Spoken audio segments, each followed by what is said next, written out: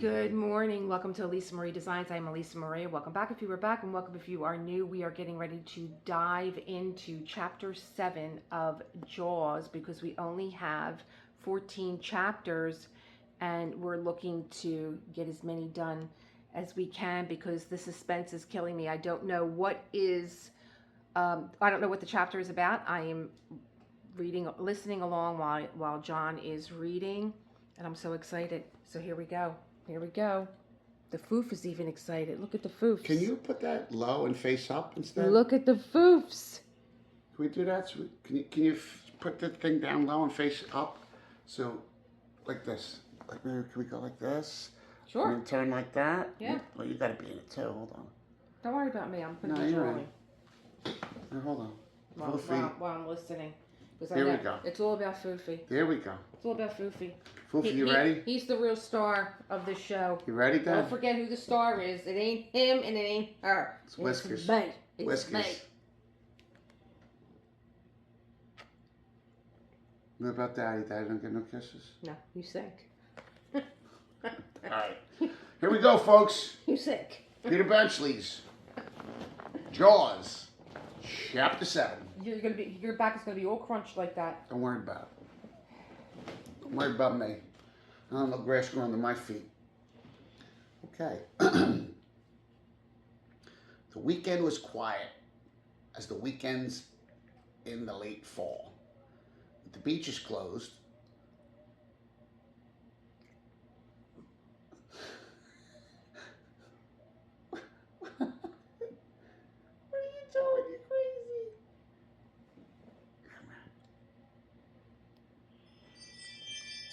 Holding my arm.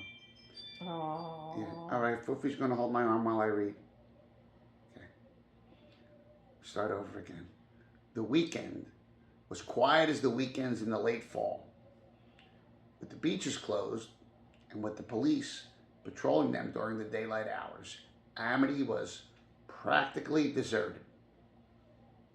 Hooper cruised up and down the shore in Ben Gardner's boat, but the only signs of life he saw in the water were a few schools of baitfish and one small school of bluefish.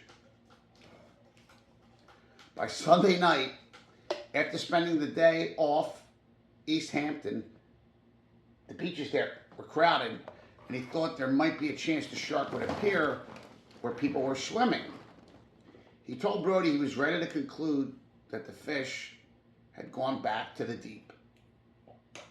Well, what makes you think so? Brody had asked. Well, there's not a sign of him, said Hooper, and there are other fish around. If there was a big white in the neighborhood, everything else would vanish. That's one of the things divers say about whites. When they're around, there's an awful stillness in the water. Well, I'm not convinced, said Brody. At least not enough to open the beaches. Not yet. He knew that after an uneventful weekend, there would be pressure from Vaughn, from other real estate agents, from merchants to open the beaches. He almost wished Hooper had seen the fish. That would have been a certainty. Now there was nothing but negative evidence. And to his policeman's mind, that was not enough. On Monday afternoon, Brody was sitting in his office when Bixby announced a phone call from Ellen. I'm sorry to bother you, she said, but I wanted to check something with you. What do you think about giving a dinner party? What for? Just to have a dinner party. We haven't had one in years. I can't even remember when our last one was. Nope, said Brody, neither can I, but it was a lie. He remembered all too well their last dinner party, 3 years ago, when Ellen was in the midst of her crusade to reestablish her ties with the summer community. She had asked 3 summer couples. They were nice enough people, Brody recalled, but the conversations had been stiff, forced, and uncomfortable. Brody and his guests had searched each other for any common interest or experience, and they had failed. So, after a while, the guests had fallen back on talking among themselves self-consciously polite about including Ellen whenever she said something like, "Oh, I remember him." She had been nervous and flighty, and after the guest had left, after she had done the dishes and said twice to Brody, "Well, wasn't that a nice evening?" she had shut herself in the bathroom and wept. "Well, what do you think?" said Ellen. "I don't know. I guess it's all right if you want to do it. Who are you going to invite?" "Well, first of all, I think we should have Matt Hooper." "What for?" "He eats over at the Abelard, doesn't he? It's all included in the price of the room." "That's not the point, Martin. You know that. He's alone in town, and besides, he's very nice." "How do you know? I didn't think you knew him." "Didn't I tell you I ran into him in Albert Morris's on Friday? I'm sure I mentioned it to you." "No, but never mind. Doesn't make any difference. It turns out he's the brother of the Hooper I used to know. He remembered a lot more about me than I did about him, but he is a lot younger." "Uh-huh. And when are you planning this shindig for?" "I was thinking about tomorrow night. And it's not going to be a shindig. I simply thought we could have a nice, small party with a few couples. Maybe 6 or 8 people altogether." "Well, do you think you can get people to come on that short notice?" "Oh, yes. Nobody does anything during the week. There are a few bridge parties, but that's about all." "Oh," said Brody, "you mean summer people." "Well, that's what I had in mind. Matt would certainly feel at ease with them." "What about the Baxters? Would they be fun?" "I don't think I know them." "Yes, you do, silly. Clem and Cece Baxter. She was Cece Davenport. They live out on Scotch. He's taking some vacation now. I know because I saw him on the street this morning."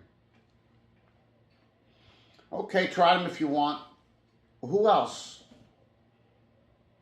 "Somebody I can talk to. How about the Meadows?" "But he already knows Harry." "He doesn't know Dorothy. She's chatty enough." "All right," said Ellen. "I guess a little local color won't hurt. And Harry does know everything that goes on around here." "I wasn't thinking about local color," Brody said sharply.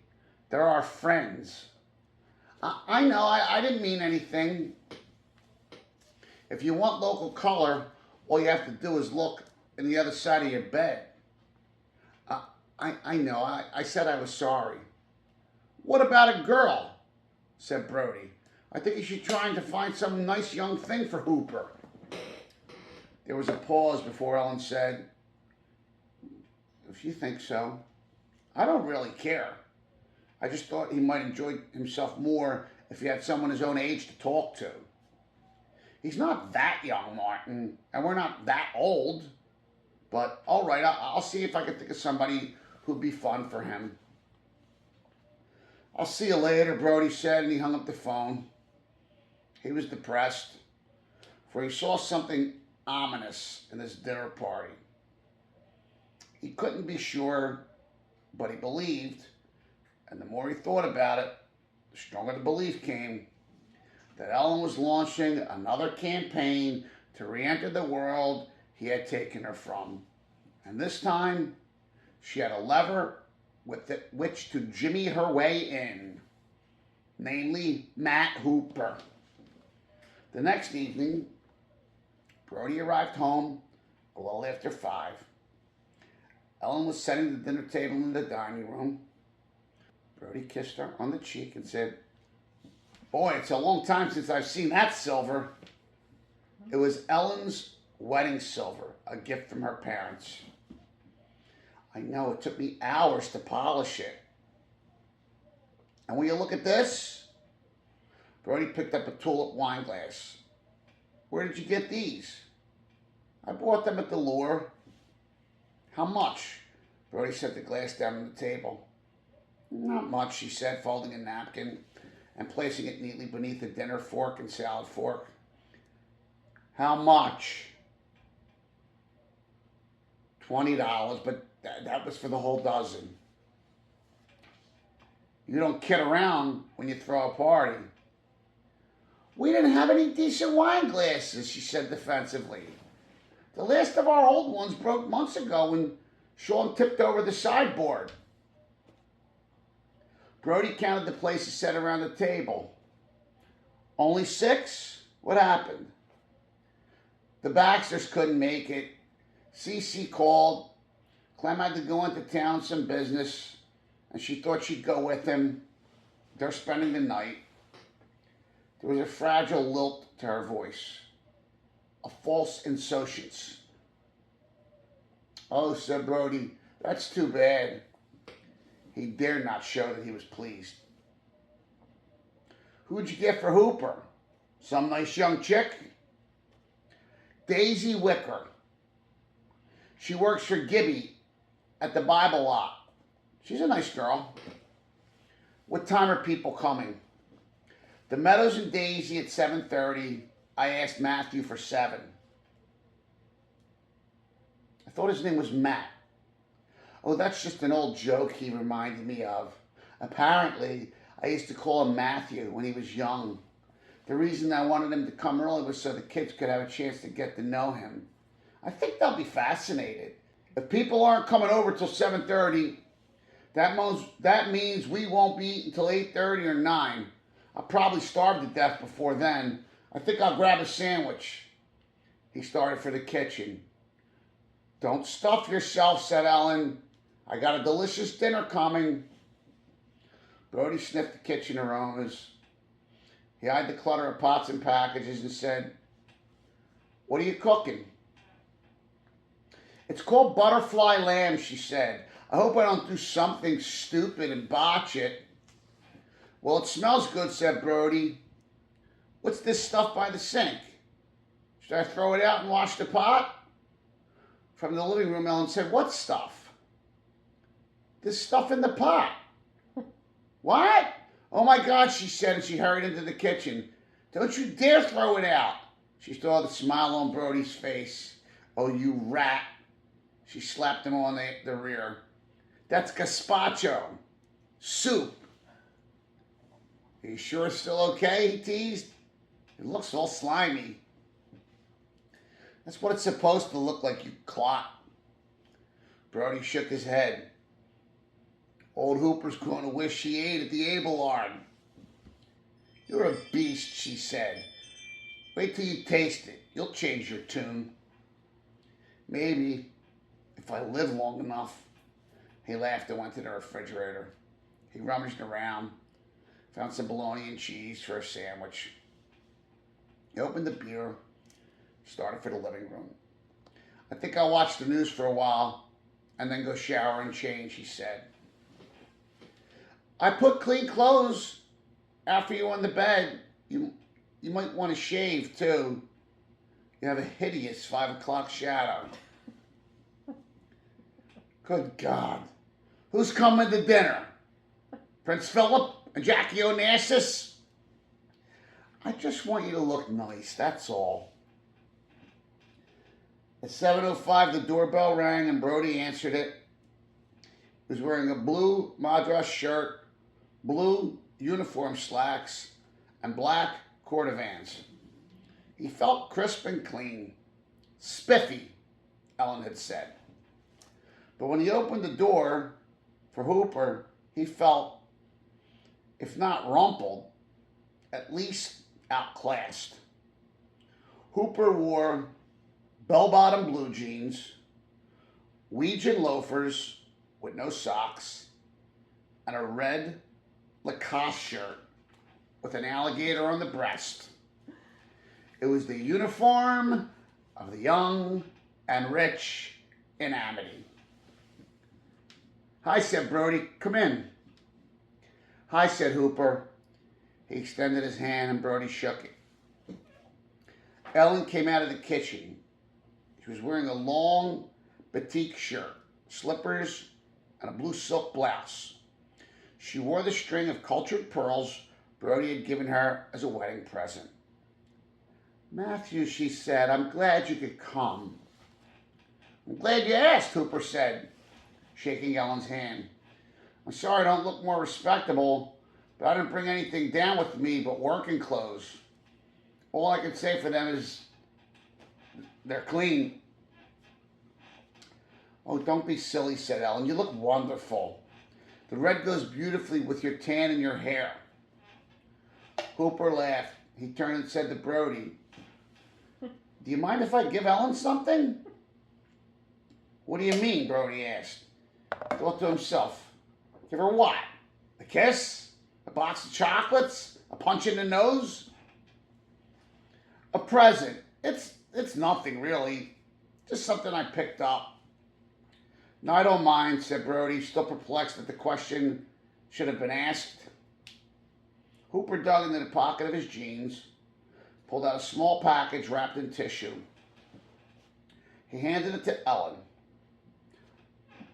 "For the hostess," he said, "to make up for my grubby clothes." Ellen tittered and carefully unwrapped the paper. Inside was what seemed to be a charm, or perhaps a necklace pendant, an inch or so across. "It's lovely," she said. "What is it?" "It's a shark tooth," said Hooper. "A tiger shark tooth, to be more specific. The casing's silver." "Where did you get it?" "In Maycow. I passed through there a couple years ago on a project. There was a little backstreet store where an even littler Chinese man spent his whole life polishing shark teeth and molding the silver caps to hold the rings. I couldn't resist him." "Maycow," said Ellen. "I don't think I could place Maycow on a map if I had to. It must have been fascinating." Brody said, "It's near Hong Kong." "Right," said Hooper. "In any event, there's supposed to be a superstition about these things that if you keep it with you, you'll be safe from a shark bite. Under the present circumstances, I thought it would be appropriate." "Completely," said Ellen. "Do you have one?" "I have one," said Hooper, "but I don't know how to carry it. I don't like to wear things around my neck. And if you carry a shark tooth in your pants pocket, I found you run two real risks. One is that you get stabbed in the leg, and the other is that you'll end up with a gash in your pants. It's like carrying an open blade knife around in your pocket. So, in my case, practicality takes precedence over superstition, at least while I'm on dry land." Ellen laughed and said to Brody, "Martin, could I ask a huge favor? Would you run upstairs and get that thin silver chain out of my jewelry box? I'll put Matthew's shark tooth on right now." She turned to Hooper and said, "You never know when you might meet a shark at dinner." Brody started up the stairs and Ellen said, "Oh, and Martin, tell the boys to come down." As he rounded the corner at the top of the stairs, Brody heard Ellen say, "It is such fun to see you again." Brody walked into the bedroom and sat down on the edge of the bed. He took a deep breath and clenched and unclenched his right fist. He was fighting anger and confusion, and he was losing. He felt threatened, as if an intruder had come into his home, possessing subtle, intangible weapons he could not cope with. Looks and youth and sophistication, and above all, a communion with Ellen born in a time which, Brody knew, Ellen wished had never ended. Where previously he had felt Ellen was trying to use Hooper to impress other summer people, now he felt she was trying to impress Hooper herself. He didn't know why. Maybe he was wrong. After all, Ellen and Hooper had known each other long ago. Perhaps he was making too much of two friends, simply trying to get to know one another again. Friends? Christ, Hooper had to be 10 years younger than Ellen. Acquaintances, barely. So why was she putting on her super sophisticated act? It demeaned her, Brody thought. And it demeaned Brody that she should try, by posturing, to deny her life with him. Fuck it, he said aloud. He stood up, opened the dresser drawer, rooted through it until he found Ellen's jewelry box. He took out the silver chain, closed the drawer, and walked into the hall. He poked his head into the boys' room and said, "Let's go, troops." And he walked downstairs. Ellen and Hooper were sitting at opposite ends of the couch. As Brody walked into the living room, he heard Ellen say, "Would you rather that I not call you Matthew?" Hooper laughed and said, "I don't mind. It does sort of bring back memories, despite what I said the other day. There's nothing wrong with that." The other day, Brody thought. In the hardware store? There must have been some conversation. "Here," he said to Ellen, handing her the chain. "Thank you," she said. She unclasped the pearls and tossed them onto the coffee table. "Now, Matthew, show me how this should go." Brody picked the string of pearls off the table and put them in his pocket. The boys came downstairs, single file, all dressed neatly in sports shirts and slacks. Ellen snapped the silver chain around her neck, smiled at Hooper, and said, "Come here, boys. Come meet Mr. Hooper. This is Billy Brody. Billy's 14. Billy shook hands with Hooper. "And this is Martin Jr. He's 12. And this is Sean. He's 9, almost 9. Mr. Hooper is an oceanographer. An ichthyologist, actually," said Hooper. "What's that?" said Martin Jr. "It's a zoologist who specializes in fish life." "Well, what's a zoologist?" asked Sean. "I know that," said Billy. "That's a guy who studies animals." "Right," said Hooper. "Good for you." "Are you going to catch the shark?" asked Martin Jr. "I'm going to try to find him," said Hooper, "but I don't know. He may have gone away already." "Have you ever caught a shark?" "Yes, but not as big as this." Sean said, "Do sharks lay eggs?" "That, young man," said Hooper, "is a good question, and a very complicated one. Not like a chicken, if that's what you mean, but yes, some sharks do have eggs." Ellen said, "Give Mr. Hooper a chance, boys." She turned to Brody. "Martin, could you make us a drink?" "Sure," said Brody. "What'll it be?" "A gin and tonic will be fine for me," said Hooper. "How about you, Ellen?" "Let's see. What would be good? I think I'll just have some vermouth on the rocks." "Hey, Mom," said Billy, "what's that around your neck?" "A shark tooth, dear. Mr. Hooper gave it to me." "Hey, that's really cool. Can I look?" Brody went into the kitchen. They kept the liquor in a cabinet over the sink. The door was stuck. He tugged at the metal handle, and it came off in his hand. Without thinking, he pegged it into the garbage pail. From a drawer, he took a screwdriver, and he pried open the cabinet door. Vermouth. What the hell was the color of the bottle? Nobody ever drank vermouth on the rocks. Ellen's drink when she drank, and that was rarely, was rye and ginger.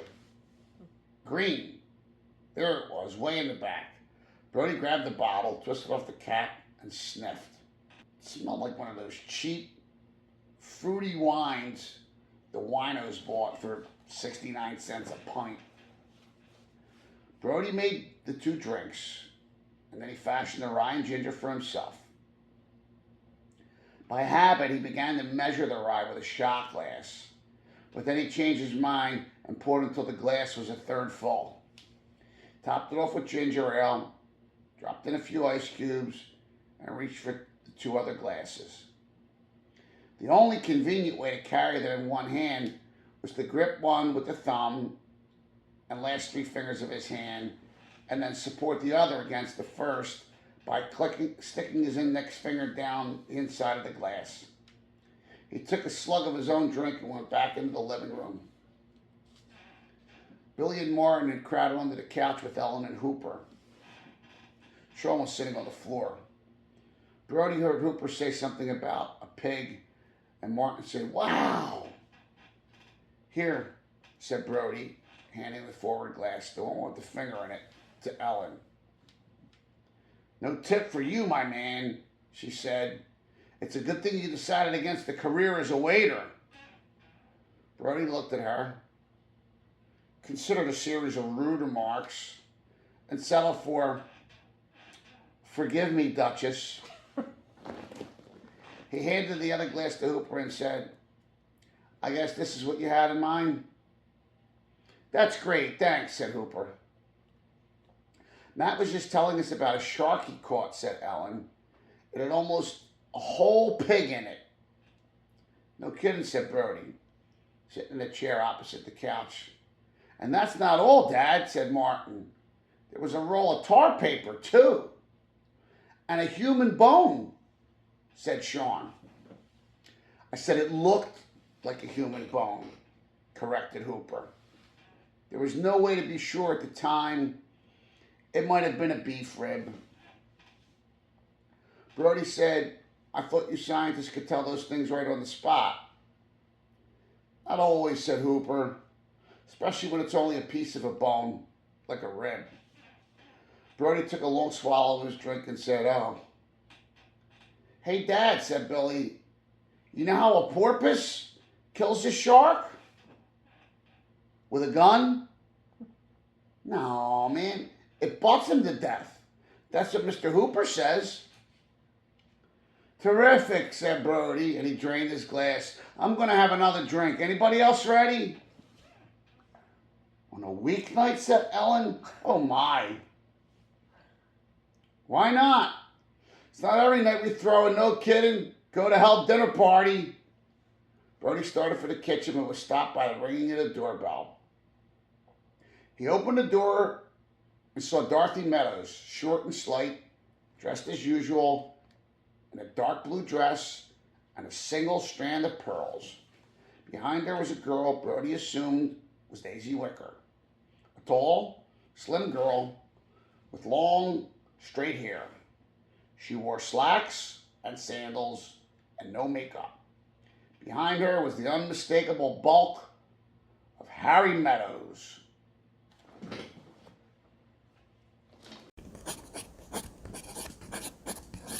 This is a long chapter, and so John stopped when the Meadows arrived. Yes, I thought that was a good time. And he said, to break "Let's it do up." our commentary." And I know that I'm off to the side, but I'm probably like in a shaded area. I don't know if you saw the expressions on my face.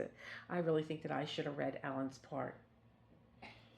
You could have. We decided that maybe on one of these chapters, I'm gonna read with him, or maybe he reads half and I read half. Listen, just want to let you people know. Yeah. I'm hungry. Oh, do you want to go eat something first? No, I'm just coming off like a 40-hour fast. Oh, okay. So, anyways. Now he's gonna eat like a shark. That's right. So, you want to know the notes that I have? Well, let's talk about. Or you really? Let's talk about what we've read so far. You were hot to stop, so tell me what you got first. I wanted to stop it before the Meadows arrived at the dinner party because I think this is a very interesting chapter. I think it's very expository in terms of story arcs, in terms of the character Ellen Brody, Matt Hooper, Martin Brody, and well, we get a little bit of the kids this time, but the kids aren't really, in my opinion, they're not really that well developed nor do they need to be. You know, they did exactly what you would expect from kids. You know, again, Ellen was trying to convince Brody that it'd be a good idea to have a dinner party because the boys would love to meet someone like Matt Hooper, who's, you know, an ichthyologist, an oceanographer. He works at Woods Hole Oceanographic Institute. Yeah. Yeah, Oceanographic Institute. And so, you know, I think obviously she's got ulterior motives, I think. And Brody. Boy, did I psychologize that one. Brody sort of sensed that too, and he's, you know, he's wrestling with himself because I really like. I think I like Benchley's prose. I like Benchley's exposition of the character of Martin when he says he sends Martin upstairs to go get the chain. And you hear his thoughts. Yeah, because and he says, "Listen, I feel like an intruder has stepped into my house. That I'm being attacked by this person, and it's like my wife. You know, I know my wife never really wanted to leave that life, and it feels like she's trying to make inroads back to that life, and it's also, conversely, a rejection of my life with my wife and our 3 kids." Yeah. I wrote that down with the shark's tooth. I was waiting for Brody's reaction. And I think he corrected you. Oh, it's near Hong Kong. Well, I think it's near Hong Kong. I think that, so I don't want to really do parallels to myself and Martin Brody, but I do think that I'm a man and Martin Brody's a man, so I'll just do it that way. I think that Brody is holding his wife Ellen's desires and happiness up here. That's the paramount thing. And consequently, even though he's feeling a little threatened, even though he feels like this young guy is, you know, maybe trying to romance his wife, who's a nice-looking woman, he's also counterbalancing that with, you know, maybe you're just imagining things. You know, maybe you're making too much out of this. And obviously, time will tell whether his instincts were correct or incorrect.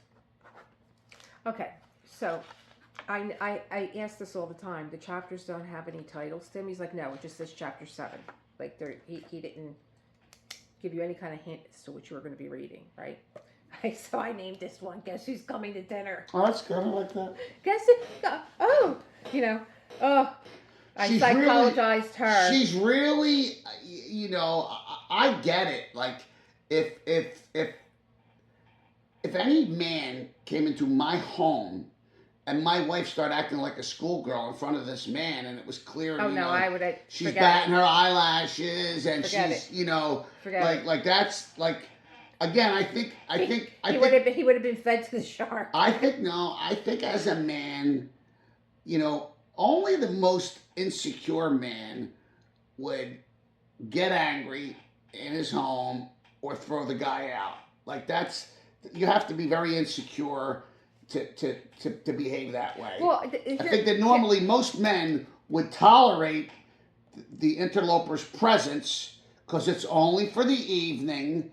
And then he would just tell the wife, "Hey, man, I didn't like that guy. I don't want him in my house again." Something like that. Well, here's what's interesting, because I'm coming from a female perspective. You're coming from a male perspective. I find Matt to be very polite. Well, he is polite, but he's also rich and young, so he's got good manners. Well, I find him to be polite. I don't find him to be as fake as this one is. Ellen. You know. Can I give your wife a gift because, you know, it's a last minute dinner party? And the way that this whole thing started, this is a more formal introduction to Matt Hooper. We learn a little bit more about him. Well, I think we learned a lot at the hardware store.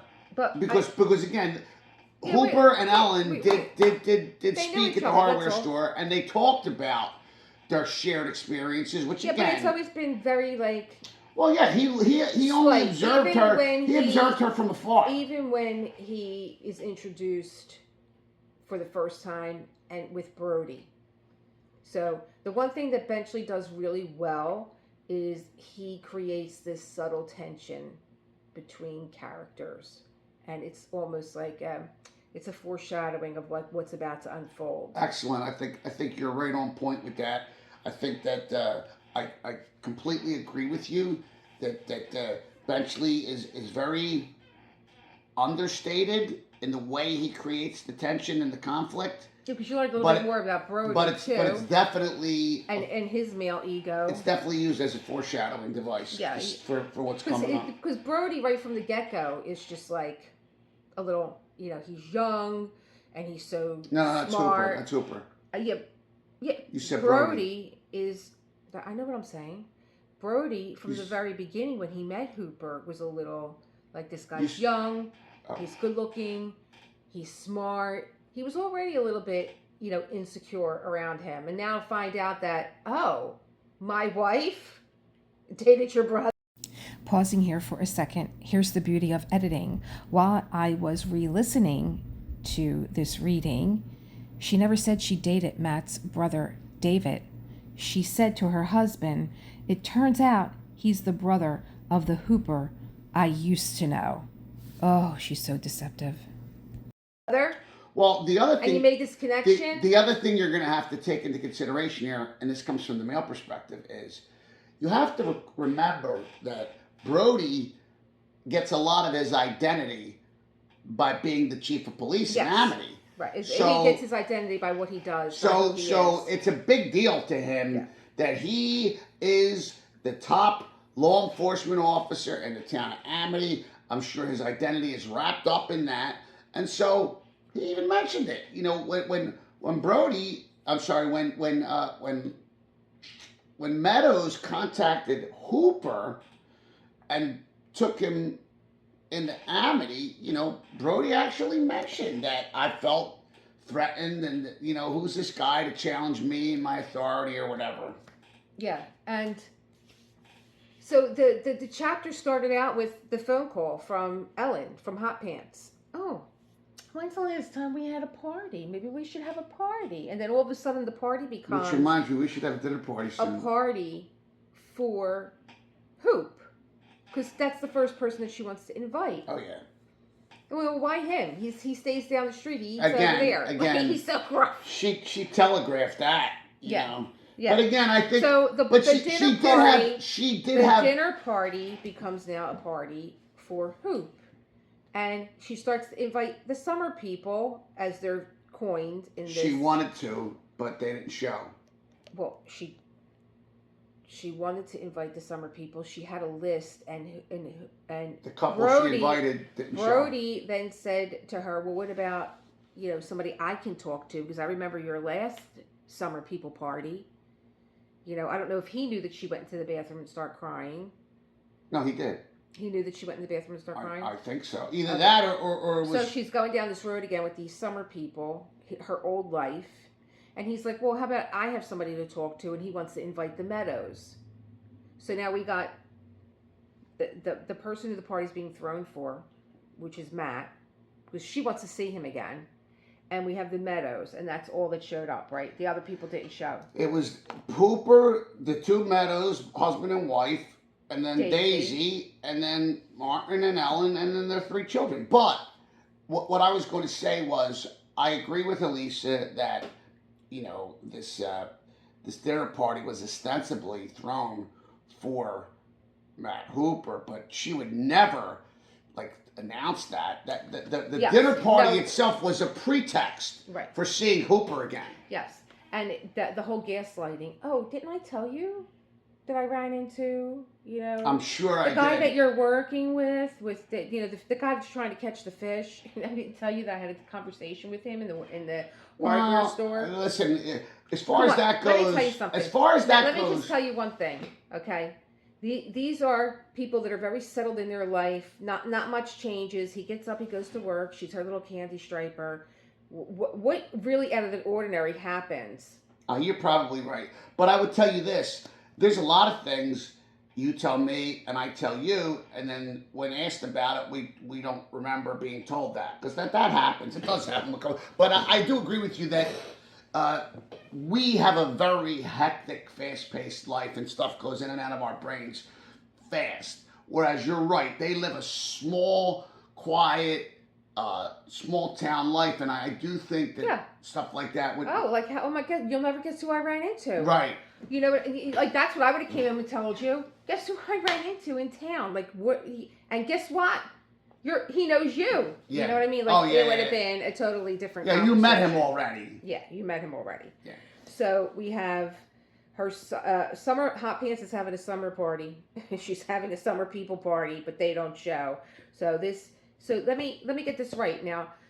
Brody walks in and he sees the wedding silver out.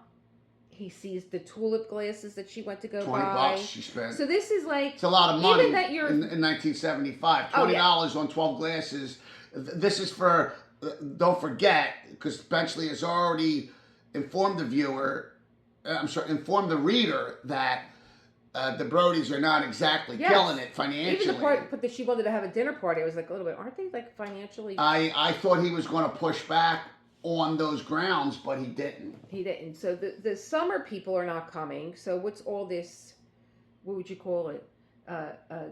It's not like she's trying to keep up with the Joneses. Again.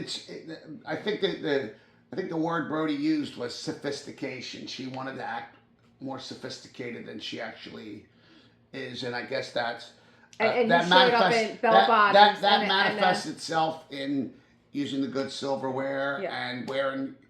The other thing I thought was very, I don't want to say foreshadowing, but symbolic, was her taking the pearls that was my next thing off of her neck and putting it down on the table and putting Hooper's thing on.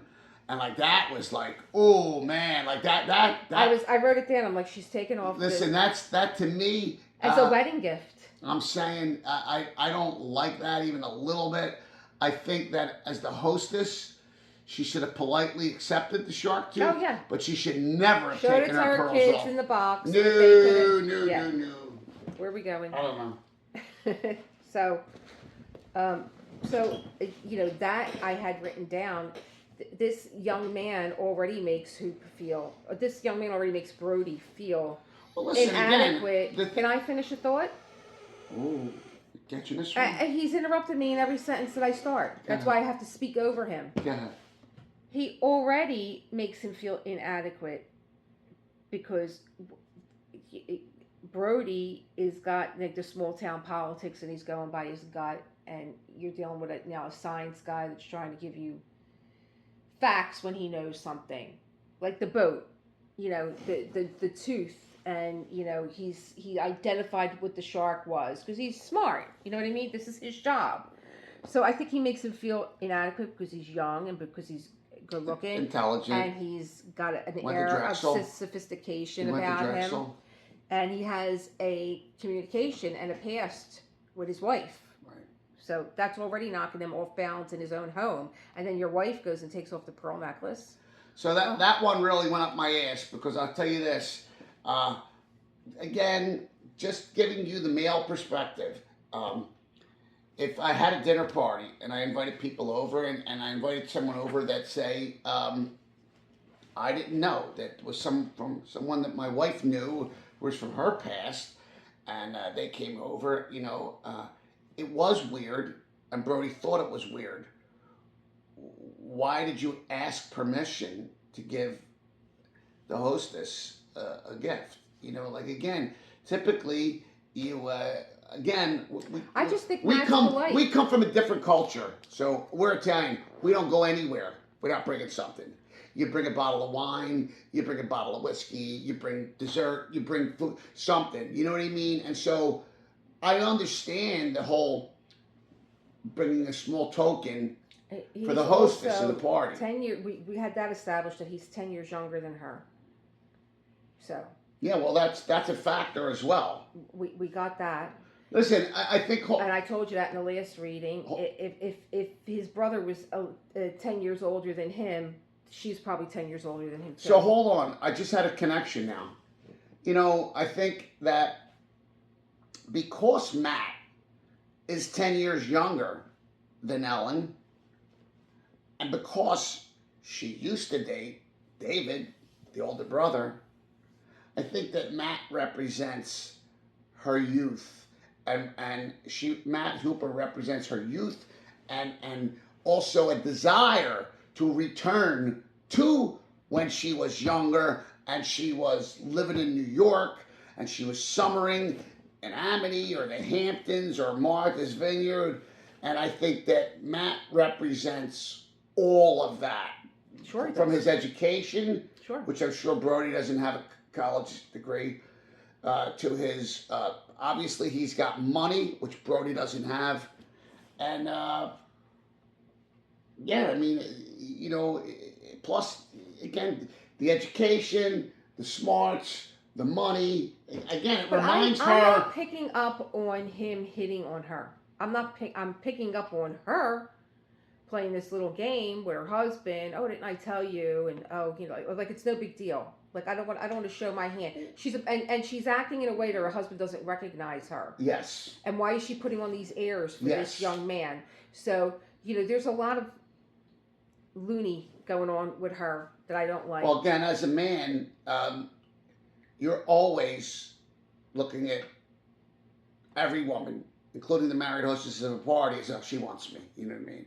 That's the way guys think. Yeah, she wants me. She's flirting with me. Now, again, that you might do that in your mind. It's a bachelor too long. And you might do that in your mind. You would never act on you think she's flirting with you. But if it does somehow go over into actual flirting or a proposition, well, that's something completely different. And I think that I do agree with you. I do agree with you that Ellen is the initiator here. She's trying to get something going with Hooper, but Hooper's just hanging back, you know, and you know, I think Hooper.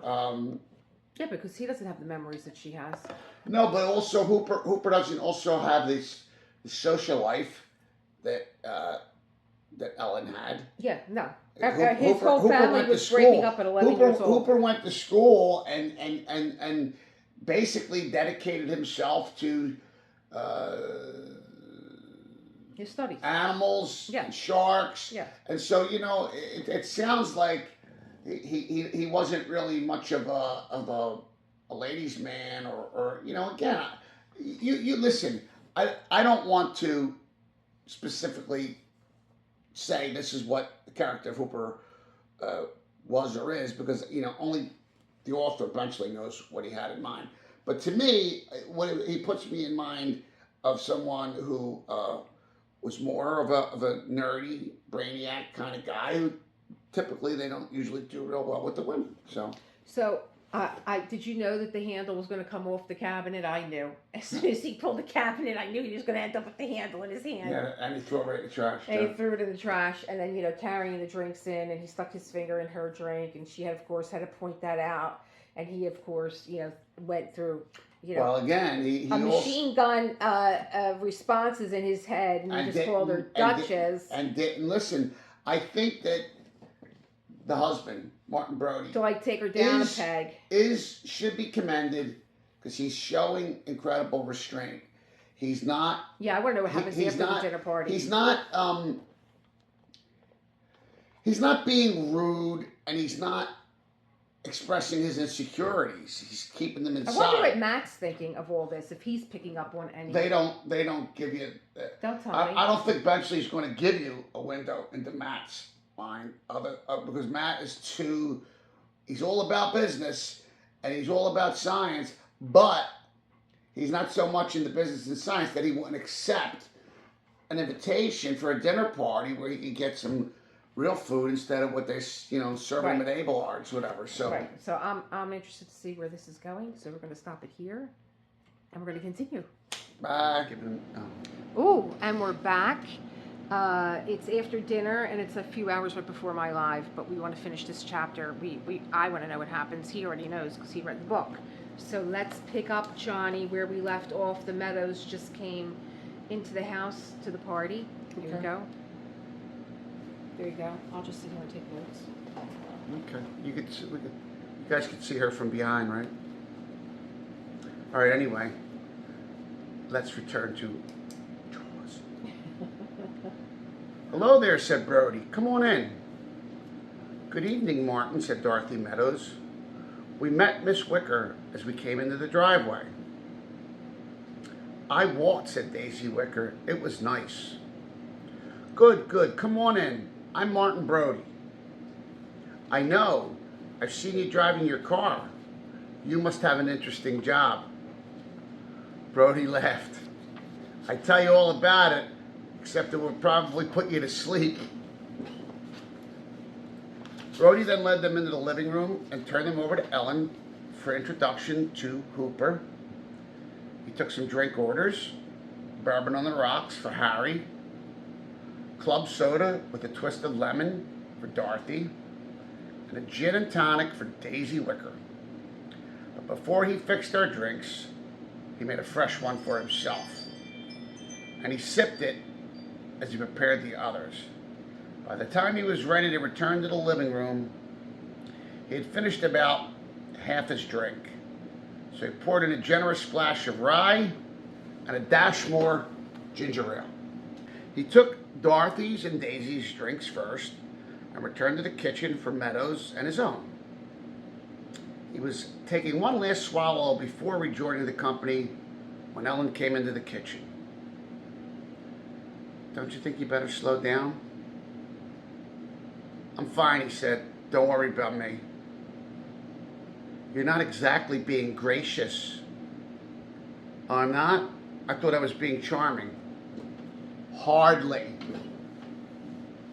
He smiled at her and said, tough shit. And as he spoke, he realized she was right. He had better slow down. He walked into the living room. The boys had gone upstairs. Dorothy Meadows sat on the couch next to Hooper, was chatting with him about his work at Woods Hole. Meadows, in the chair opposite the couch, listened quietly. Daisy Wicker was standing alone on the other side of the room by the fireplace, gazing about with a subdued smile on her face. Brody handed Meadows his drink and strolled over next to Daisy. You're smiling, he said. Am I? I didn't notice. Thinking of something funny? No. I guess I was just interested. I've never been in a policeman's house before. What did you expect? Bars from the window? A guard at the door? No, nothing. I was just curious. And what have you decided? It looks just like a normal person's house, doesn't it? I guess so, sort of. What does that mean? Nothing. Oh. She took a sip of her drink and said, do you like being a policeman? Brody couldn't tell whether or not there was hostility in the question. So he said, yeah, he said, it's a good job. And there's a purpose to it. What's the purpose? What do you think? He said, slightly irritated. To uphold the law. Don't you feel alienated? Why the hell should I feel alienated? Alienated from what? From the people. I mean, the only thing that justifies your existence is telling people what not to do. Doesn't that make you feel freaky? For a moment, Brody thought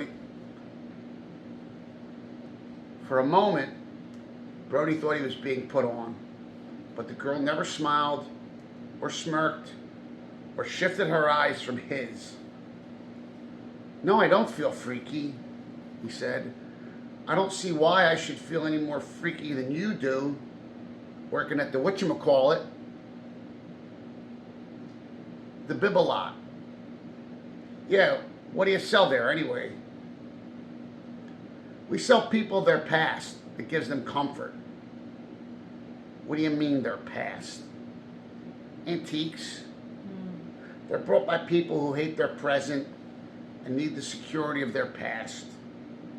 Or if not theirs, someone else's. Once they buy it, it becomes theirs. But that's important to you too. What, the past? No, security. Isn't that supposed to be one of the heavy things about being a cop? Brody glanced across the room and noticed that Meadows' glass was empty. "Excuse me," he said. "I have to tend to the other guests." "Sure, nice talking to you." Brody took Meadows' glass and his own into the kitchen. Ellen was filling a bowl with tortilla chips. "Where the hell did you find that girl?" he said. "Under a rock?" "Who? Daisy? I told you. She works at the Bibelot." "Have you ever talked to her?" "A little. She seems very nice and bright. She's a spook. She's just like some of the kids we bust who start smart-mouthing us in the station." He made a drink for Meadows and poured another for himself. He looked up and saw Ellen staring at him. "What's the matter with you?" she said. "Well, I guess I don't like strange people coming into my home and insulting me." "Honestly, Martin, I'm sure there was no insult intended. She was probably just being frank. Frankness is in these days, you know." "Well, if she gets any franker with me, she's going to be out. I'll tell you that." Picked up 2 drinks and started for the door. Ellen said, "Martin," and he stopped. "For my sake, please. Don't worry about a thing. Everything will be fine. Like they say in the commercials, calm down." He refilled Hooper's drink and Daisy Wicker's without refilling his own. Then he sat down and nursed his drink through a long story Meadows was telling Daisy. Brody felt all right. Pretty good, in fact. And he knew that if he didn't have anything more to drink before dinner, he'd be fine. At 8:30, Ellen brought the soup plates out from the kitchen and she set them around the table. "Martin," she said, "would you open the wine for me while I get everyone seated?" "Wine?" "Yeah, there are 3 bottles in the kitchen. A white in the icebox and 2 reds on the counter. You may as well open them all. The reds will need time to breathe." "Of course they will," Brody said as he stood up. "Who doesn't?" "Oh, and the tirbuchen is on the counter next to the red." "The what?"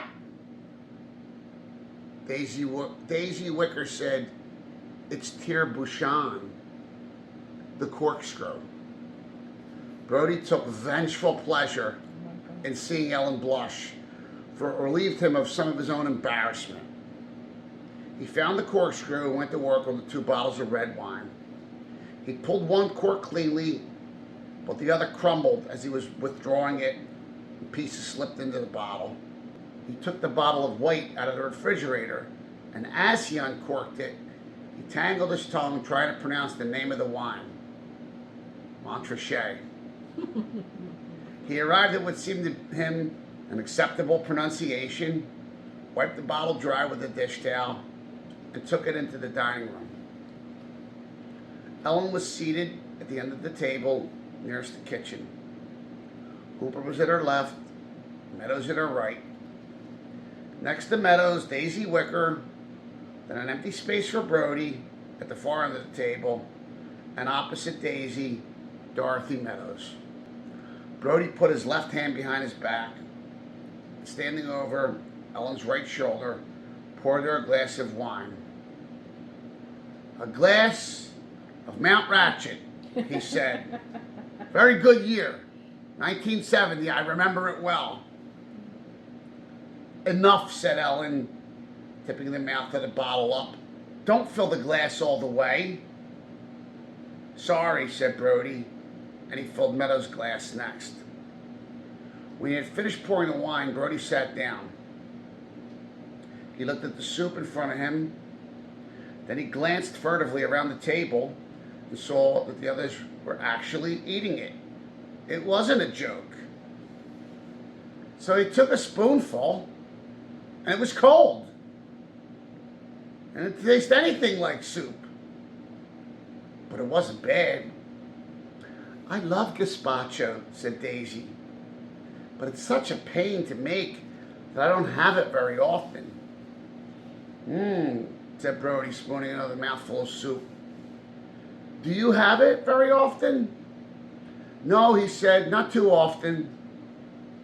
Have you ever tried a G&G? I can't say as I have. You ought to try one. Of course, you might not enjoy it since it's breaking the law.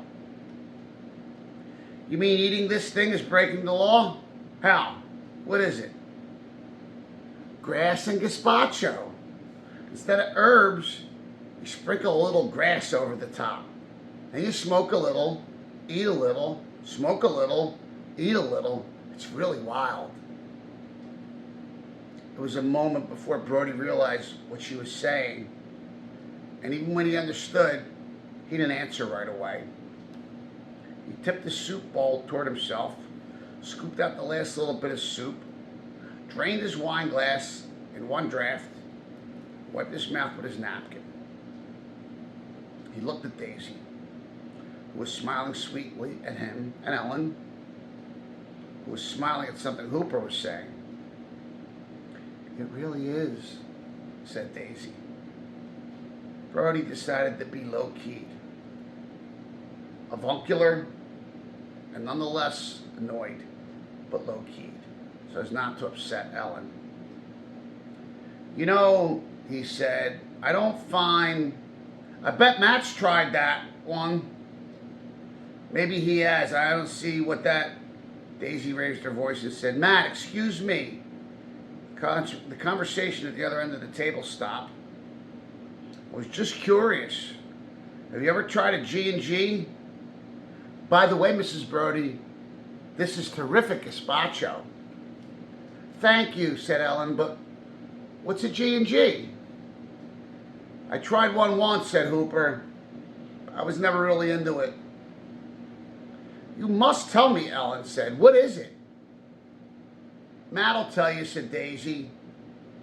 But just as Brody turned to say something to her, she leaned over to Meadows and said, tell me more about the water table. Brody stood up and began to clear away the soup bowls.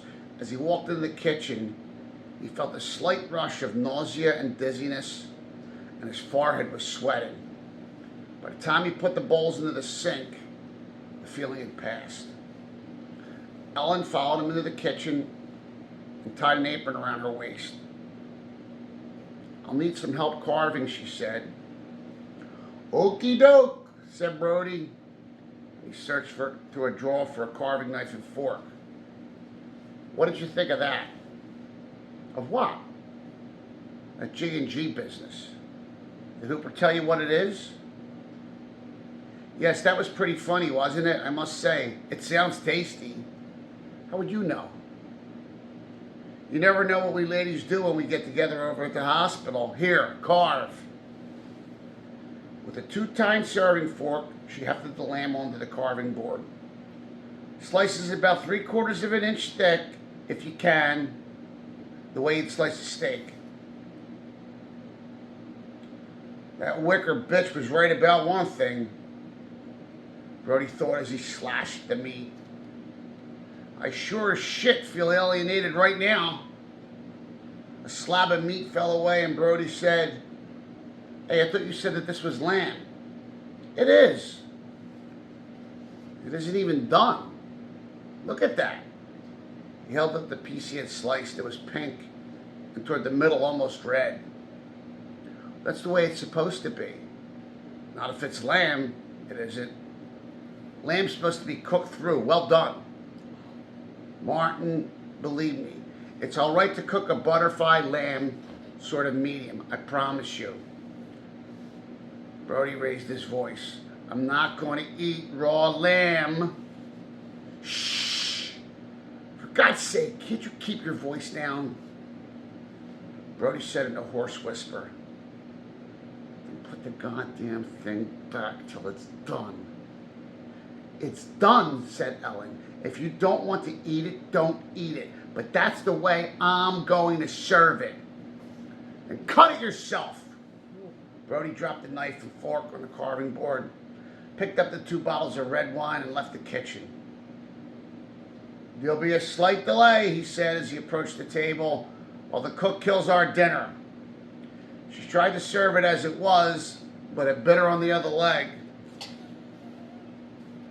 He raised a bottle of wine over one of the clean glasses and said, I wonder why you're not allowed to serve red wine in the same glass the white wine was. The tastes, said Meadows, don't complement each other. What you're saying is, it'll give you gas. Brody filled the 6 glasses and sat down. Took a sip of wine, said good, and took another sip and another. He refilled his glass. Ellen came in from the kitchen carrying the carving board. She set it on the sideboard next to a stack of plates. She returned to the kitchen and came back carrying 2 vegetable dishes.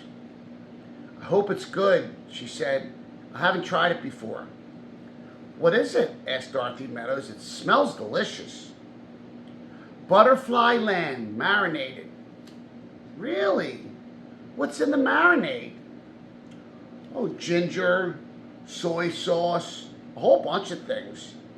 She put a thick slice of lamb, some asparagus, and summer squash on each plate, passed the plates to Meadows, who set them down and around the table. When everyone had been served and Ellen had sat down, Hooper raised his glass and said, a toast to the chef. The others raised their glasses and Brody said, good luck. Meadows took a bite of meat, chewed it, savored it, and said, fantastic. It's like the tenderest of sirloins, only better. What a splendid flavor. Coming from you, Harry, said Ellen, that's a special compliment. It's delicious, said Dorothy. Will you promise to give me the recipe? Harry will never forgive me if I don't give him this at least once a week. Better rob a bank, said Brody. But it is delicious, Martin, don't you think? Brody didn't answer. He started to chew a piece of meat when another wave of nausea hit him. Once again, sweat popped out on his forehead. He felt detached, as if his body were controlled by someone else. He sensed panic at the loss of motor control. His fork felt heavy, and for a moment, he feared it might slip from his fingers and clatter onto the table. He gripped it with his fist and held on. He was sure his tongue wouldn't behave if he tried to speak. It was the wine. It had to be the wine. With greatly exaggerated precision, he reached forward to push his wine glass away from him. He slid his fingers along the tablecloth to minimize the chances of knocking over the glass. He sat back and he took a deep breath. His vision blurred. He tried to focus his eyes on a painting above Ellen's head, but he was distracted by the image of Ellen talking to Hooper. Every time she spoke, she touched Hooper's arm. Lightly, but Brody thought, intimately, as if they were sharing secrets. But he didn't hear what anyone was saying. The last thing he remembered hearing was, don't you think? How long ago was that? Who had said it? He didn't know. He looked at Meadows, who was talking to Daisy. Then he looked at Dorothy and said thickly, yes. What did you say, Martin? She looked up at him. Did you say something? He couldn't speak. He wanted to stand and walk out to the kitchen, but he didn't trust his legs. He'd never make it out without holding on to something. Just sit still, he told himself. It'll pass. And it did. His head began to clear. Ellen was touching Hooper again. Talk and touch. Talk and touch. Boy, it's hot, he said. He stood up and walked carefully but steadily to a window and tugged it open. He leaned on the sill, pressed his face against the screen. "Nice night," he said. He straightened up. "I think I'll get a glass of water." He walked into the kitchen and shook his head. He turned on the cold water tap and rubbed some water on his brow. He filled a glass and he drank it down. Then refilled it and he drank that down. Took a few deep breaths, went back into the dining room and sat down. He looked at the food on his plate. And he suppressed a shiver and smiled at Dorothy. "Any more, anybody?" said Ellen. "There's plenty here." "Indeed," said Meadows. "But you better serve the others first. Left to my own devices, I'd eat the whole thing." "You know what you'll be saying tomorrow?" said Brody. "What's that?" Brody lowered his voice and said gravely, "I can't believe I ate the whole thing." Meadows and Dorothy laughed, and Hooper said in a high falsetto whine, "No, Ralph, I ate it." Then even Ellen laughed. It was going to be all right. By the time dessert was served, coffee, ice cream, and a pool of creme de coco, Brody was feeling well. He had 2 helpings of ice cream, and he chatted amiably with Dorothy.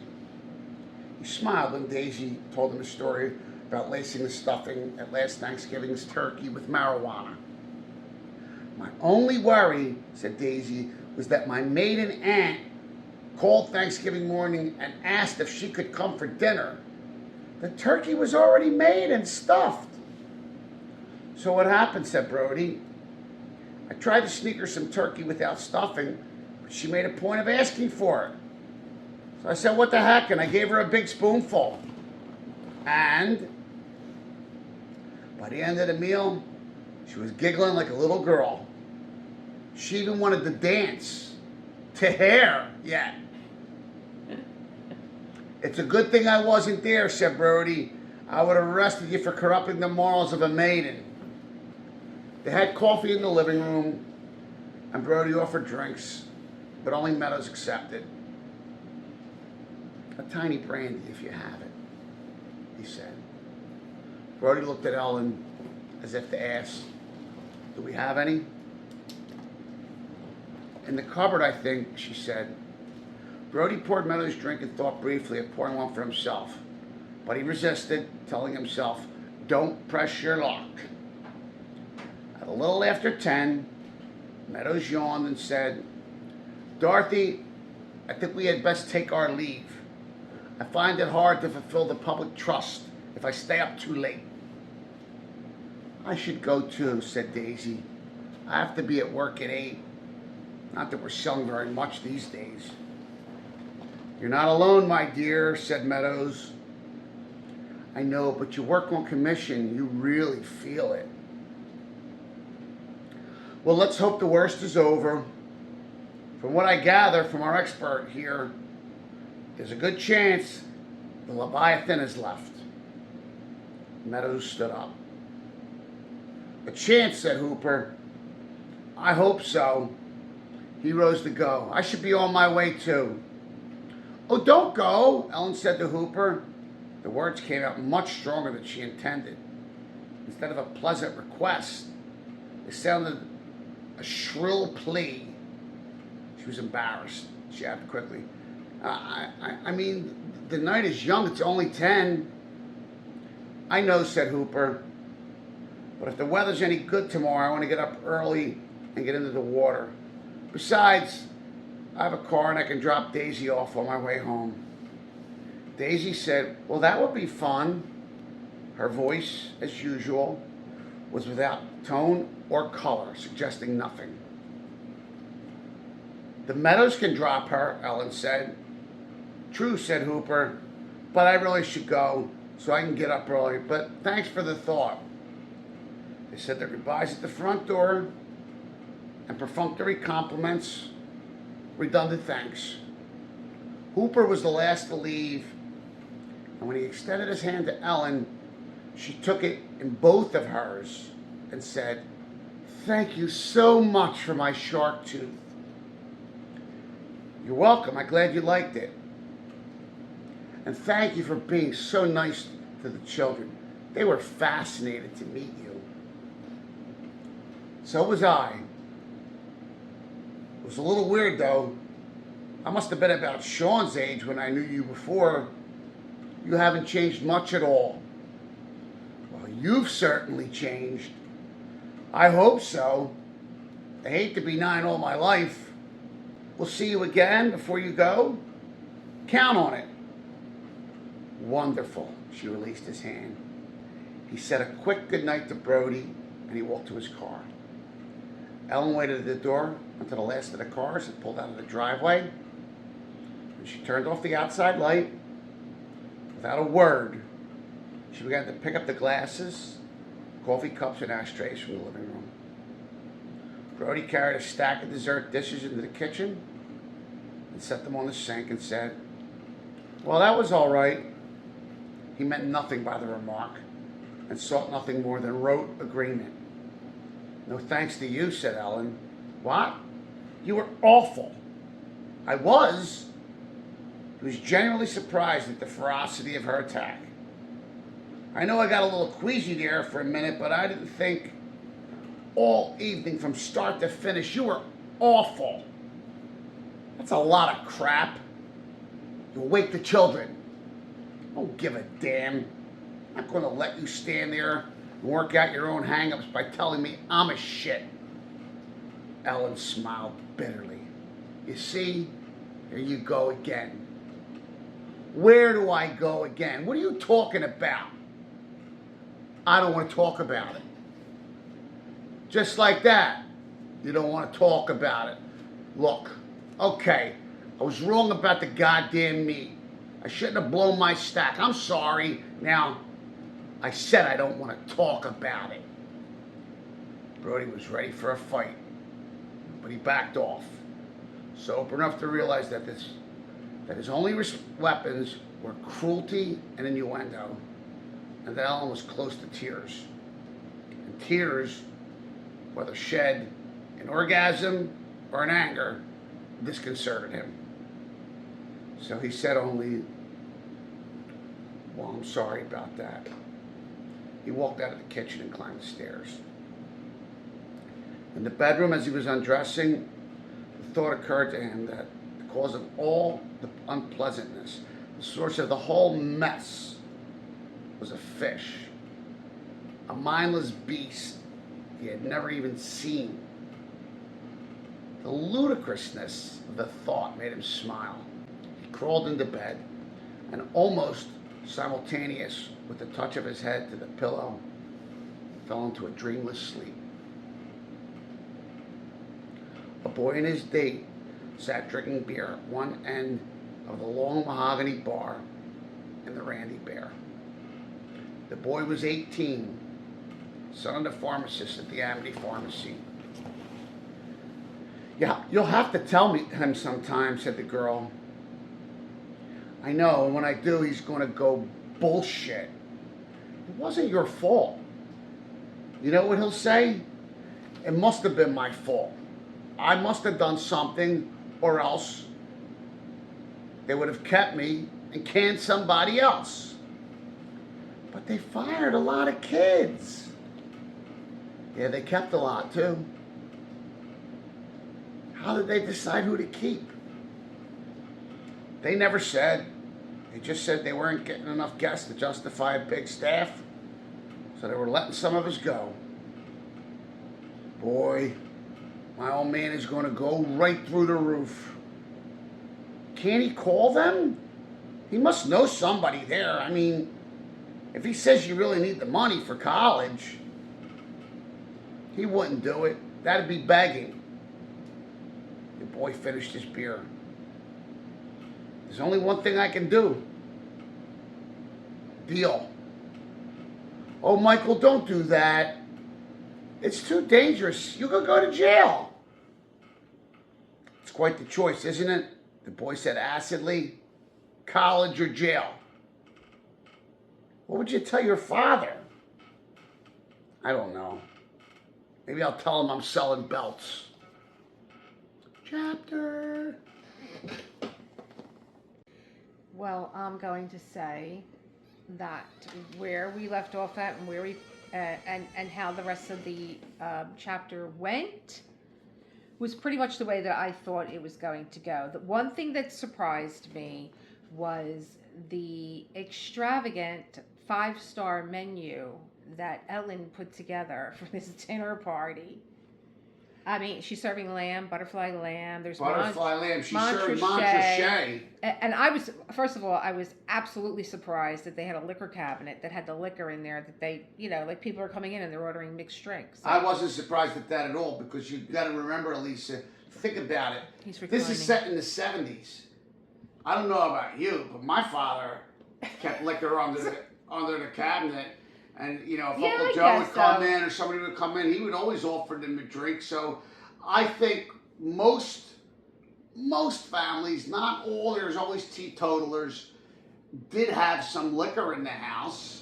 And, to offer guests if they have a party. But yeah, I guess it was like the Entenmann's coffee cake. It was but the thing, too, is you got to worry about, you got 3 young kids in the house that they don't get Yes, into the children. liquors. Billy is 14, Martin is 12, and one's Sean 9. is 9. And those I'm kids. like, where are they? I mean, there's like a dinner party. Did they eat dinner already? Are they up? Where are they? They just No, back. they weren't invited to the dinner party. Of course not. They were serving lamb and Montrachet, and Yeah. and I was surprised. I'm like, what? No cherries Jubilee or banana Foster Well, for dessert? she had ice cream with cream de cocoa on top. Oh, I know. Oh yeah. She really she pulled out all the stops. My take is, this is Ellen once again using Hooper as a springboard to return to the days of yore when she was rich, living in New York, and now she's buying. Again, I don't know if you guys realize this, even though prices were much cheaper in '75 than they are now, Montrachet is a very, very expensive white Chardonnay wine. Yes. So it's really expensive. The first time we heard of it, we were watching The Odd Couple. No, it wasn't. Oh, that's when I heard of it. No, I was reading the... Who were the twins? In The Odd Couple? The Cuckoo Pigeon Sisters. The Pigeon Sisters. He's like, come on, Felix, I got a bottle. I spent $4.95 on a bottle of Montrachet. That was like in the late 60s. Yeah.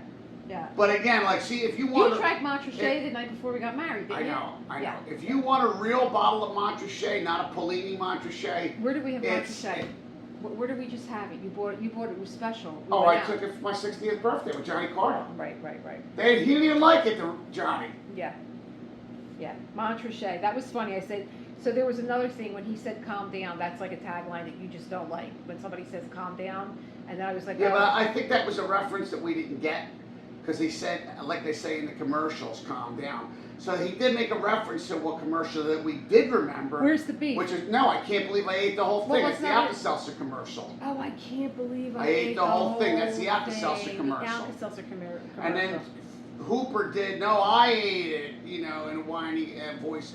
So there was quite a few, I can't believe I ate the whole thing. 70s Alka-Seltzer commercials in the 70s, yes. 70s references. It might even been in the 60s too, for all I know. Alka-Seltzer might have been advertising that. But again, so my assertion is that she had this dinner party. She wanted to get close to Hooper, and she used Hooper as the springboard to basically. She really wanted to. A little bit more than that. She really wanted to have the Baxters, who were a summer couple, attend the party, and she wanted to show the Baxters that she drinks Montrachet. It's interesting they didn't tell you the names of the two red wines that she served, but they did mention Montrachet, which is a good wine, and I'm sure Bentley knows that. Was Daisy Wicker invited as the young girl that maybe they could have set Hooper up with? Well, that's what Martin asked his wife. Get a young girl for Hooper, he might want to talk to somebody his age. And she was begging off, like you could tell she didn't want to do that. So she didn't get anybody that was really eligible. No. She got someone, but my point is, but she didn't even want to get someone for Hooper. No, she didn't. So she got someone that wouldn't take any attention away from her, where he was seated, like right at her right hand. I take it that our hosts are at each end of the table. Yes. And he's sitting next to her. Hooper is sitting next to her. So Hooper was sitting next to Ellie. Right. And then Meadows. He's drinking a little too much. His vision is getting blurry. He's noticing his wife at the other end of the table. Talk, touch. That's the name. That's the line that hung with me throughout this chapter. Oh yeah. Listen. Talk, touch. As a 57-year bachelor, I can tell you, I'm Italian. I'm touchy-feely, and I do that. I do it to men and I do it to women, both. I put my hand on them. I touch their shoulder. Well, not anymore because I married a Sigi, and she'll stab me and then bring lasagna to the hospital after she stabs me. So, but I think again, these people are not Italians. They're probably wasps, but I think that that whole talk, touch. That's I would say flat out disrespectful to your home, your husband, and your 3 children upstairs to keep putting your hand on the guest. Well, you can make your points without touching them. It was worse than that for me when they were saying goodbye, and she didn't say to everyone, "Oh, where are you all going? It's so early yet. Right. Like, stay." And then it was him.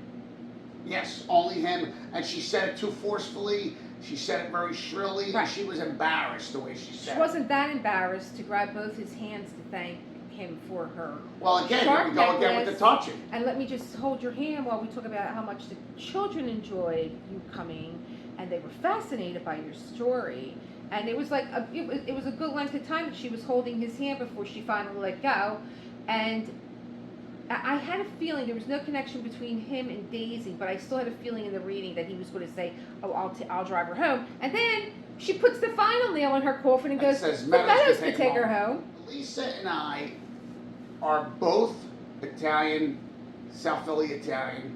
She's Sigi, so Sicilians aren't really Italians; they're Sicilians. But the point is, we grew up in the same culture, right, Donna?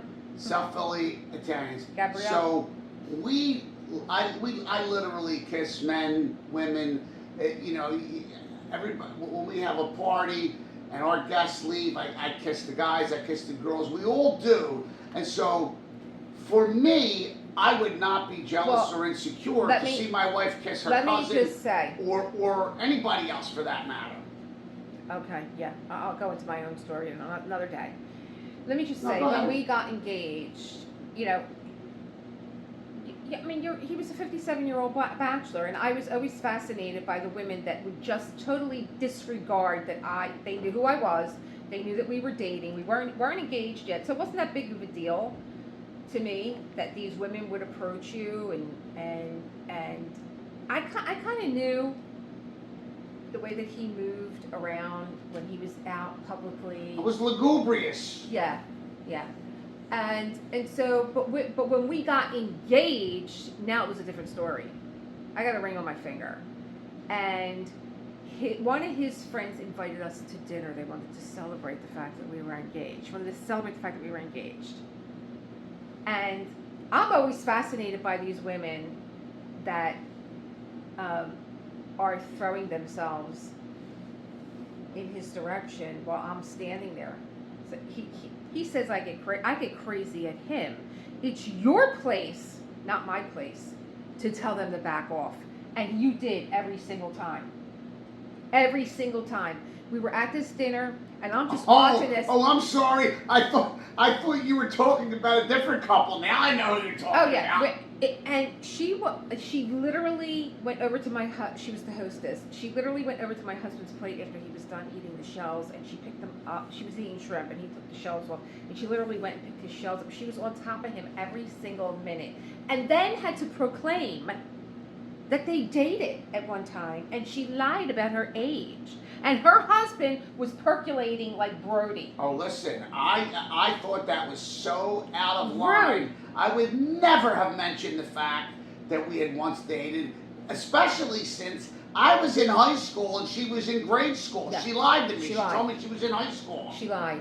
And she And just again, kept throwing listen, herself at him. when did this happen? So if we were engaged, so what, 21, right? Yep. So again, And let me tell you, and that's literally a solid 40 years ago. Right. It's ancient But history. she was- I don't think that was polite or nice to bring that up because of my fiance and your husband both. You don't Right. bring that shit up. What are you, like, grow and the her fuck up? husband was percolating, and her husband. I like the guy too. I would have loved to have a relationship I had with him. such a conversation with him because I used to work in construction and I used to work in real estate development, and he was an electrical engineer.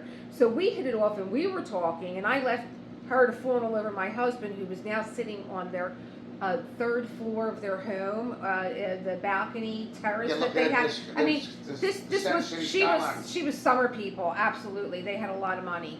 Well, are you and- going to get to the best part when we left? When we left, I mean, if she could have, she would have planned it. What? Or No, now- not planted. She did. We were, the four of us were And at her he- back door. Yeah. Me, my Elisa, her husband, and me. And of course, we did the usual. Oh, thanks for having us. Beep, Yeah. ba, ba, ba, boo. Yeah. She went. She kissed tried. me on the lips, and she tried to fucking stick her tongue down my throat, and I kind of like. No, you pushed her right off. I You pushed were her like, off. yo. I pushed her off, but I didn't like mug her. I didn't like push her off violently, but I pushed her off. Yeah. Because it was embarrassing. The husband's right there. Yeah, and you did say something about me. And she wanted to get together with me after she contacted that was me. the end of after that. I was like, yeah, okay. I didn't even answer her. But that's what should have happened. That's the way she should have behaved. And I knew that when we left, the fireworks hit the fan. So I was wondering when they walked everybody out the door and the porch light went off. I went, here we go. Here come the fireworks.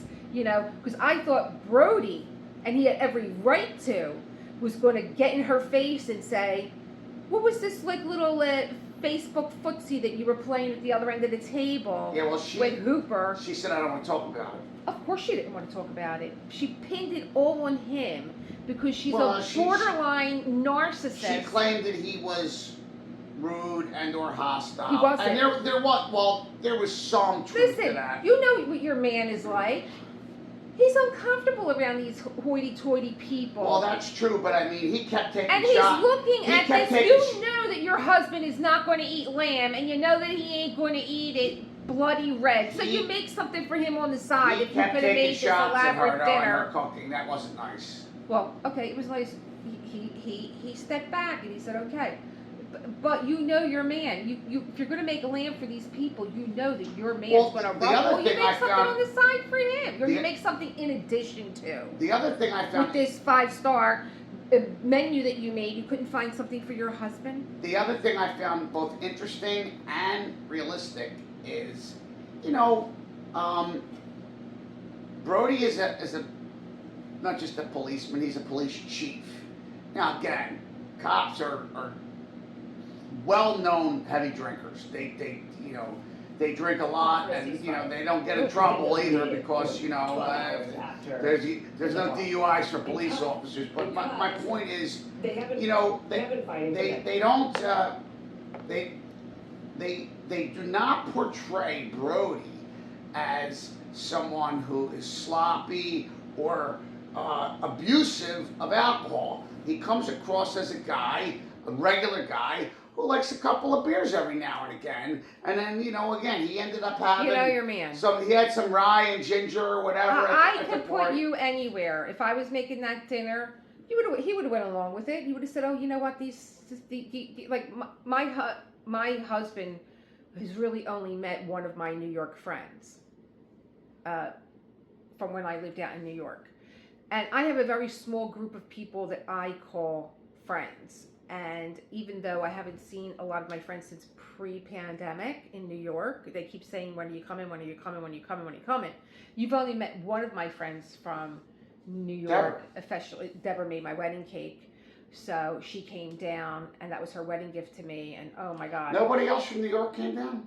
Wasn't there one other girl? John, we No. had a very limited guest list, and you know, but if I said my New York friends are coming down and I wanted to do something that I knew Debbie would like and Gregory would like and Jimmy would like and Barbara would like, he would go along with it. I could put him anywhere. But if he was the type of guy, I'm like, listen, my husband's just like a beer and wine kind of guy, burgers on the grill.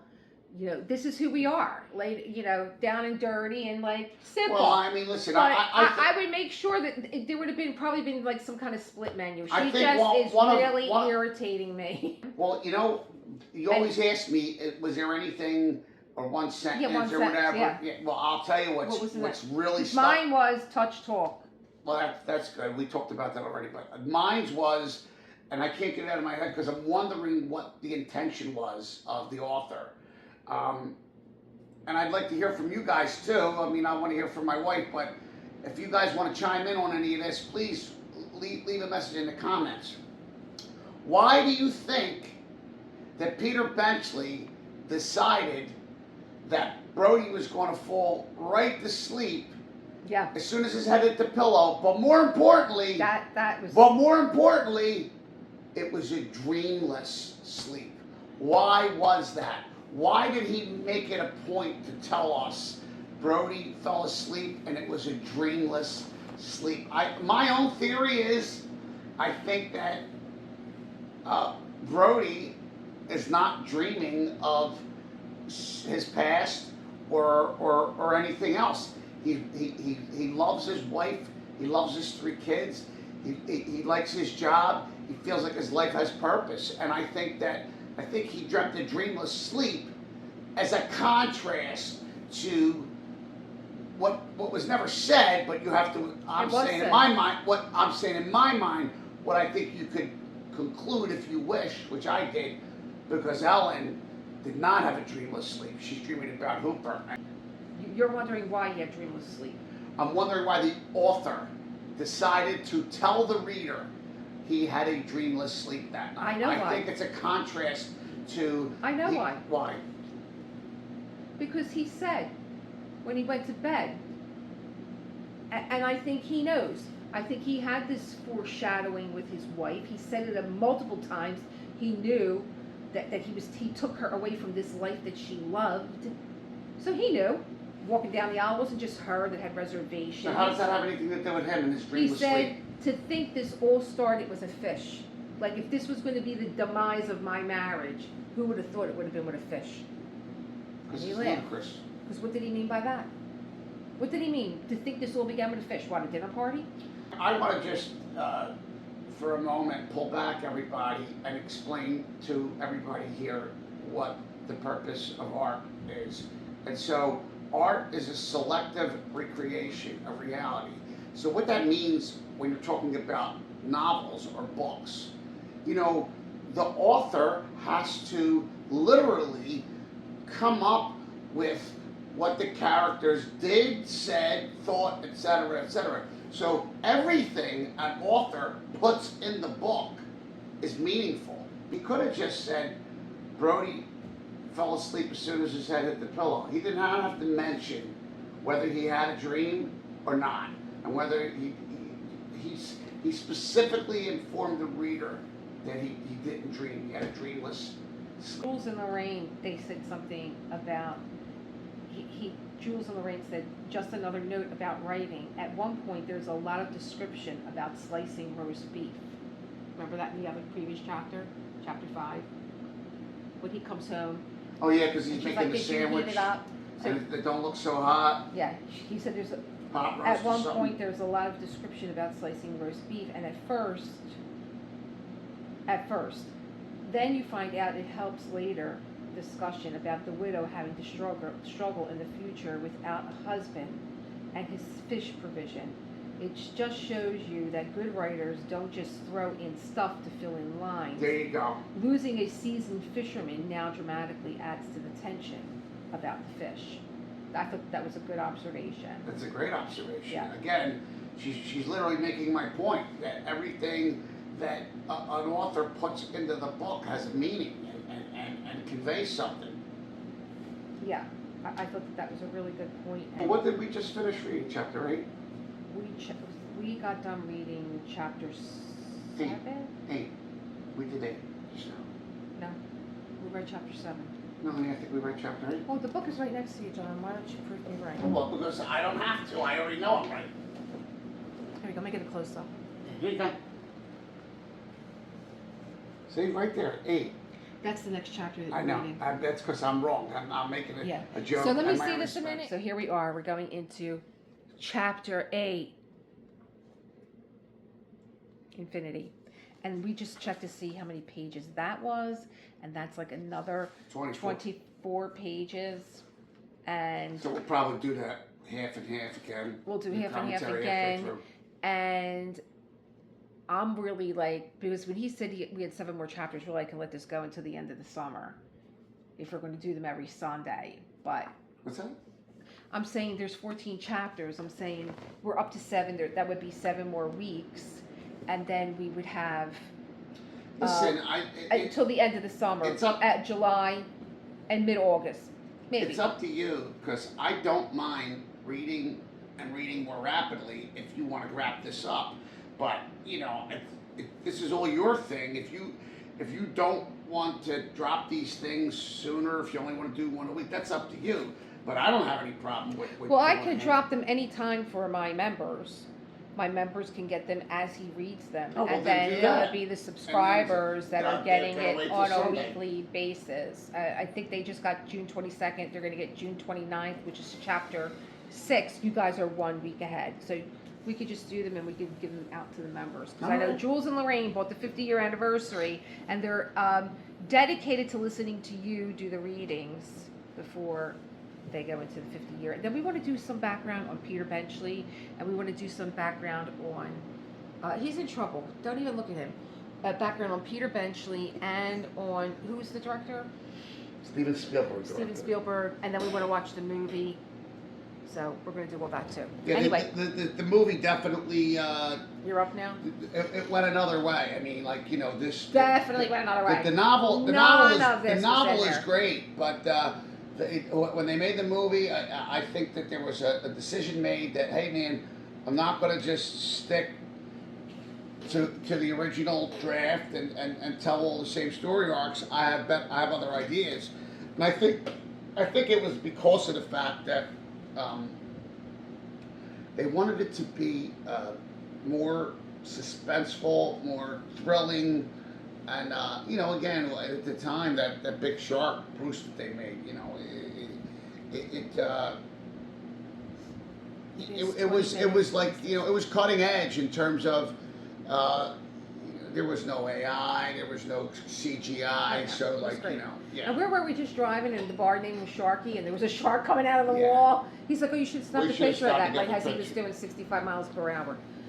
Alrighty, that's it. Here we go. We'll probably, if this heat continues and neither one Oh of yeah, us we're is like not leaving the house. Good shit. moving, we could probably do chapter 8 tomorrow. Yup. Whatever you people want, I'm here for you. I will see you guys in like 35 minutes for Tuesday Night Live. But you won't see me. Okay, yeah, that's what he says. Infiltrator, as Gabrielle calls you. Interlocutor. Oh, interloper. Interlocutor. Infiltrator. All right, come on, let's go. Bye. Finish it up. Let's go.